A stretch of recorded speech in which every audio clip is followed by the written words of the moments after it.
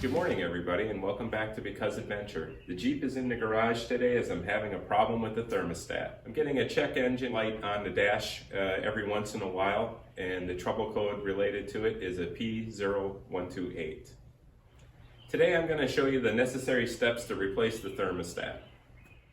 I purchased the replacement thermostat from Napa, and the thermostat is built right into a replacement plastic thermostat housing. To get started, we're going to release the radiator cap. Always remember that your engine has to be cool. The cooling system has to be cool because there's pressure that builds up inside there, and if you release it when it's hot, you run the risk of burning yourself.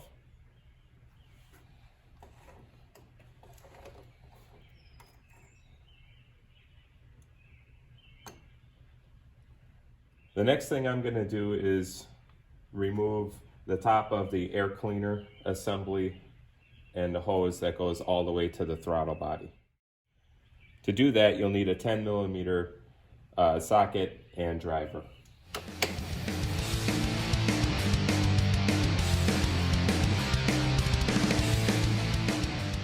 And also a screwdriver for the hose clamp. You have to detach this hose. This is a fuel vapor return hose.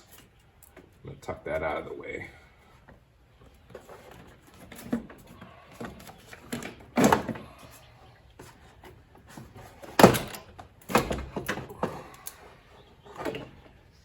And there's also a sensor on the bottom down here that has to be carefully disconnected.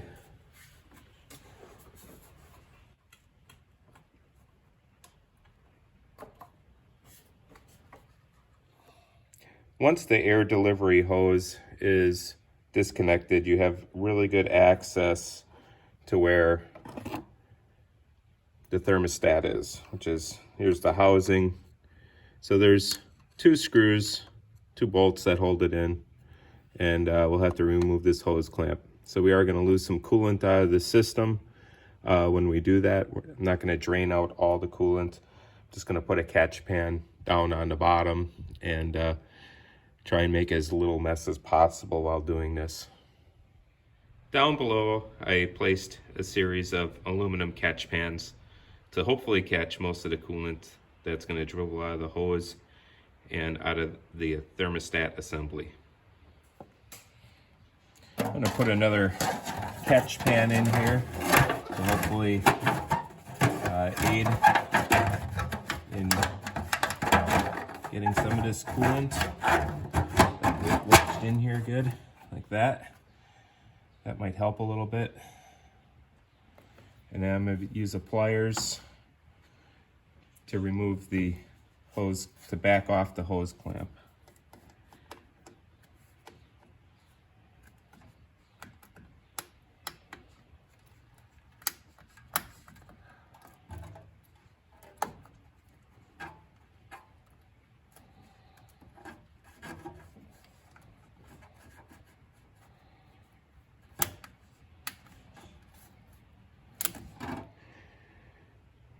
You can see that clamp is now backed off pretty far, and I already had some coolant dribble out, so it should be pretty easy to get the hose off from this point.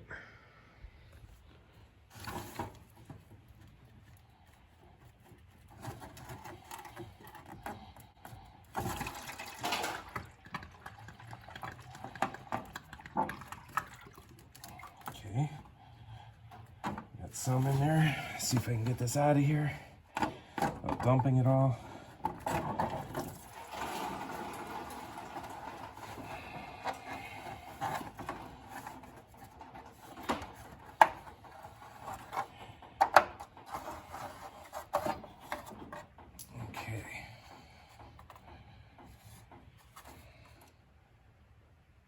Okay, 10mm ratchet. I'm gonna, 2 screws.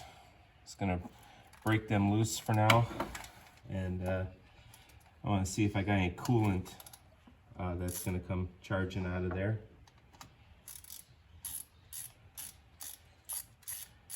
No, nothing's coming out, so I think I'll remove the bottom screw here first.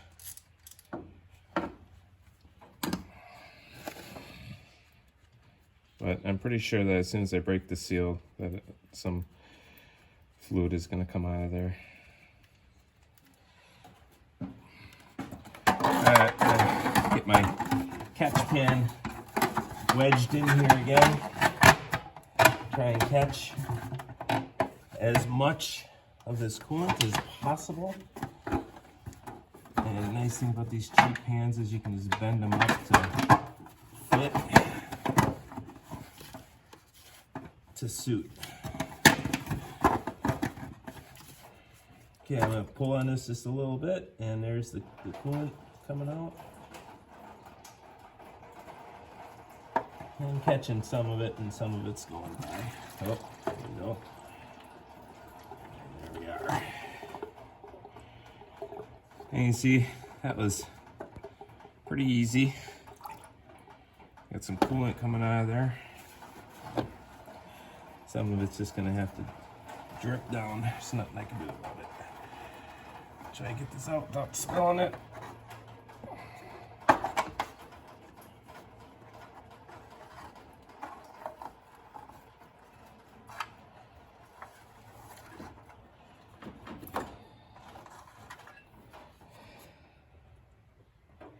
Okay, we can see the thermostat's out. Pretty easy. One thing I'm noticing is the rubber seal or the gasket is still stuck in here. This has got to come out. You don't want to put the new one over the old one, so that that'll get discarded, as the new unit has a new gasket on it. It takes some time. I'm going to clean up this surface really well, making sure that I don't put any deep scratches or anything in it, so that everything seals up nice later. But a little bit of residue on there needs to be cleaned up. And actually, I'm quite impressed with how the coolant looks very clean, and the inside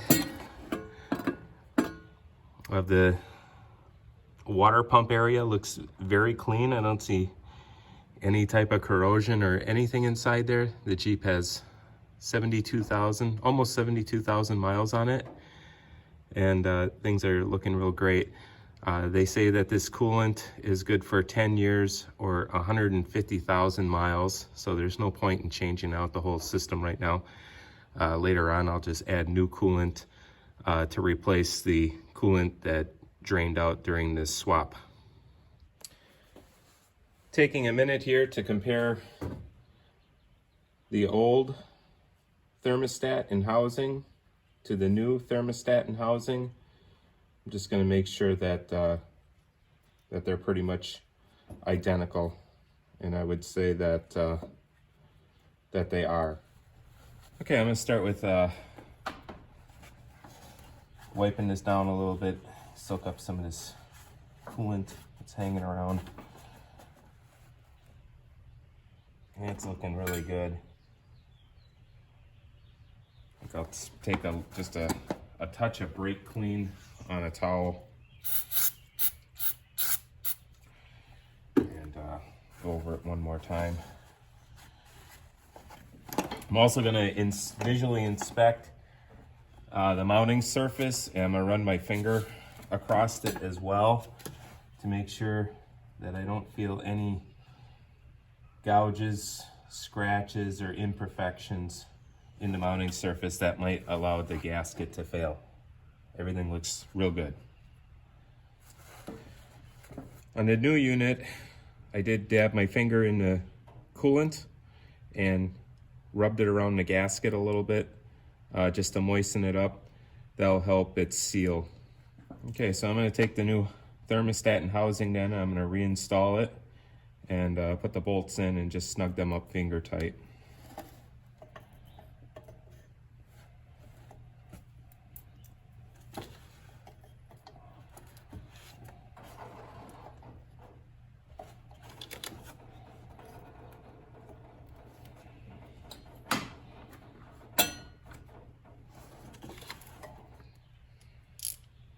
Everything is finger tight. I'm going to use my ratchets just to snug it up a little bit beyond finger tight.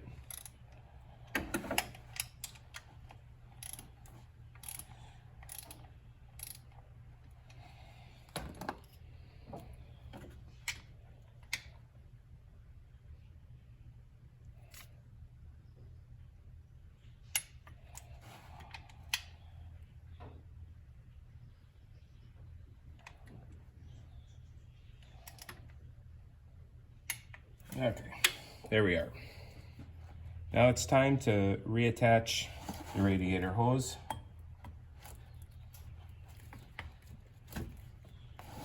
And reposition the clamp.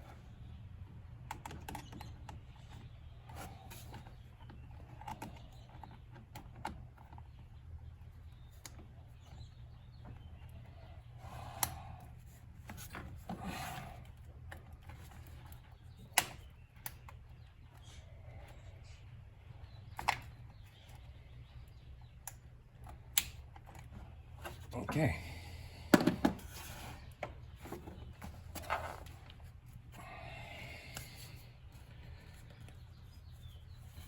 The last thing I'm going to do here is get some paper towels and wipe up some of the dribbles and stuff, that whatever I can get at. And I really want to make sure that I don't have any coolant on the belt at all, or the pulleys. So it'll take some time to clean that up. Okay, I'm going to reinstall this top of the air cleaner box and air delivery tube. Remember, I got a sensor to plug in at the bottom, so I'm going to kind of get this in place a little bit and get this guy plugged back in before I get too far along.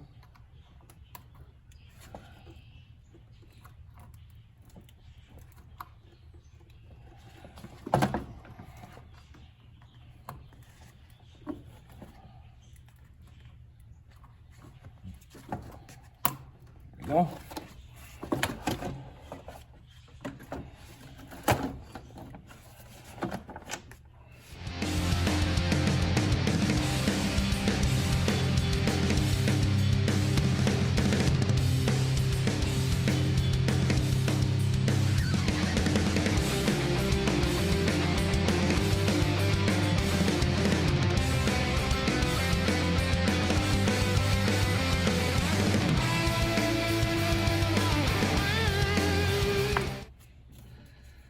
Okay, we're all put back together.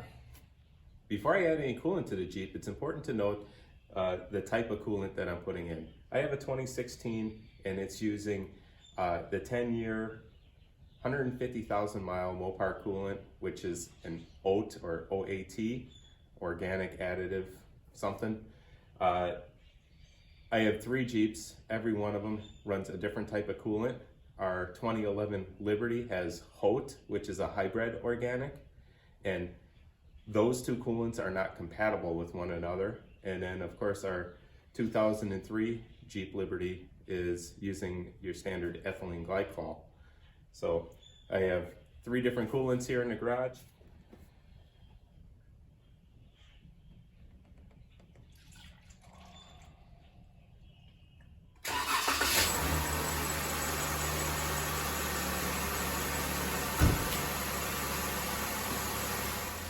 Now that I have the Jeep running again, I'm going to slowly add coolant as needed and let the engine come up to full operating temperature. And I keep watching for air bubbles to come out of the system, and once I feel that we're up to temperature and there's no more air coming out of the system, I'll replace the radiator cap. I'll top off my overflow tank, and we'll take it for a drive then. Been driving for a few miles now. Temperature seems to be hanging out right at about 208, 206, you know, fluctuating just a little bit, but everything seems pretty good here. So that's it for this project, and I hope that you find this video informative and useful. Thanks for watching Because Adventure, and I hope to see you out on the trails real soon.